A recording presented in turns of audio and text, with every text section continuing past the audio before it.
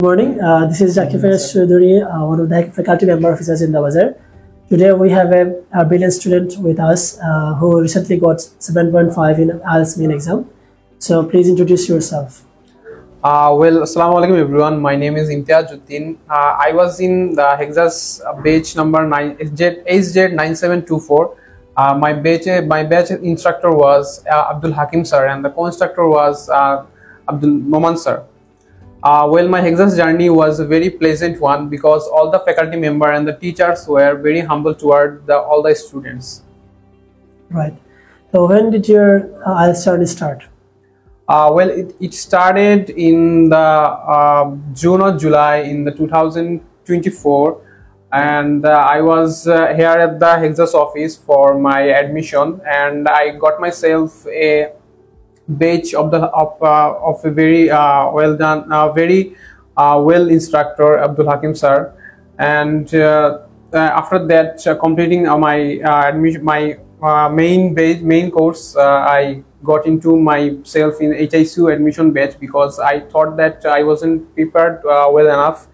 So after completing the HICU batch, I went for the main exam of IELTS.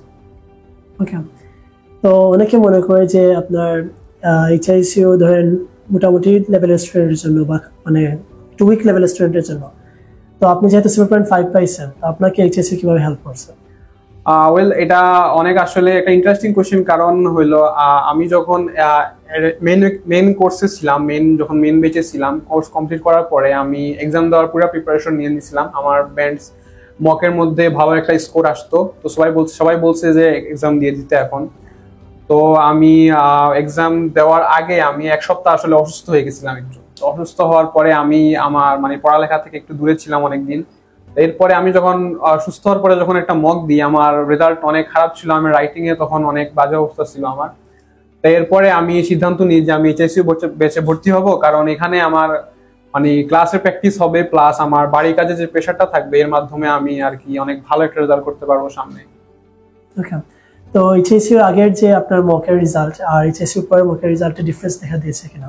হ্যাঁ, অবশ্যই। আমার এইচআইসিওর আগে যে মকগুলো দিয়েছিলাম, ওখানে আমার এভারেজ 5.5 মকে আসতো আর কি হেক্স থেকেই।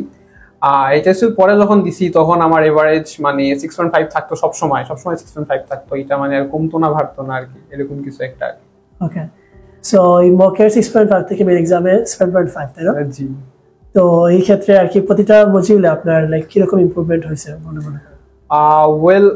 কারণ ইংলিশ আসলে অনেক আগে থেকে বেসিক ক্লিয়ার, তো লিসেনিং এর ক্ষেত্রে আসলে অনেকটা ক্লিয়ার ছিলাম আগে থেকেই। তো লিসেনিং আলহামদুলিল্লাহ অনেক ভালো স্কোর আসছে। আর স্পিকিং এর ক্ষেত্রে একটু প্র্যাকটিস করতে হয়েছে। আর রাইটিং মডিউলটা আমি মনে করি যে যত প্র্যাকটিস করা যায় আর কি, ততটুকু তাও এনাফ না আর কি, যতটুকু প্র্যাকটিস করা যায় তারপরও করতে থাকতে হবে আর কি, এরকম কিছু একটা। এই জন্য বলতে পারি যে আসলে হেক্সাসের মকের রেজাল্টে মোটামুটি 6.5 আসলে আলহামদুলিল্লাহ মোটামুটি 8.5 পাওয়া যায়, আমি যা মনে করি। হ্যাঁ, তো নিজের সেই প্রচেষ্টা থাকা লাগবে, তাই না? মেইন এক্সামে কনফিডেন্সটা থাকা লাগবে। এই কনফিডেন্সের জন্য আই গেস আপনার মকগুলো হেল্পফুল ছিল নাকি? হ্যাঁ, অনেক হেল্পফুল ছিল, কারণ হেক্সাসের যে এনভায়রনমেন্ট গুলো ছিল মকের, ওই এনভায়রনমেন্ট গুলো অনেক ভালো ছিল। একদম আমি মেন এক্সামে জিনিসটা আর কি উপলব্ধি করতে পারছি যে আসলে বিষয়টা আর কি অনেক সিমিলার, অনেক ডিফারেন্স অনেক কম, যে ফ্যাসিলিটিস একদম পুরোপুরি সেম বলতে গেলে একদম। ওকে। তো এছাড়া আর কোনো এক্সাসের যে স্পিকিং কেয়ার বা ওইগুলো কি আপনি জয়েন করতেন নাকি? স্পিকিং কেয়ার আসলে আমি জয়েন করতাম বলতে করছি আর কি, কয়েকদিন করছিলাম, বেশি দিন করতে পারি না সময়ের অভাবে আসলে।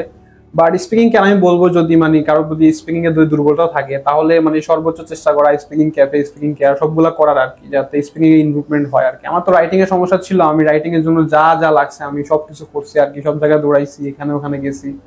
বলবো স্পিকিং এর দুর্বলতা আছে, অবশ্যই স্পিকিং কেয়ার, স্পিকিং ক্যাফে এগুলো জয়েন করা উচিত। ওকে। তো ওভারঅল আপনার জার্নি সম্পর্কে কিছু বলতে চান তাহলে? জার্নিটা অনেক আলহামদুলিল্লাহ অনেক ভালো ছিল, কারণ জার্নিতে যাদের সাথে পরিচয় হয়েছিল, স্যার ম্যাডাম, আপনি তো ছিলেন নিজে এইচআইসি বেচে আমার, তো স্যার ম্যাডাম যাদের সাথে পরিচয় হয়েছিল, বা স্পিকিং যখন টেস্ট দিতাম পার্সিয়াল বা মকে, ওই সময় স্যার ম্যাডামরা অনেক গাইডলাইন দিত, কারণ কি স্পিকিং এ মোটামুটি আলহামদুলিল্লাহ ছিলাম, এরপরও তারা গাইডলাইন দিত আরো ভালো করার জন্য।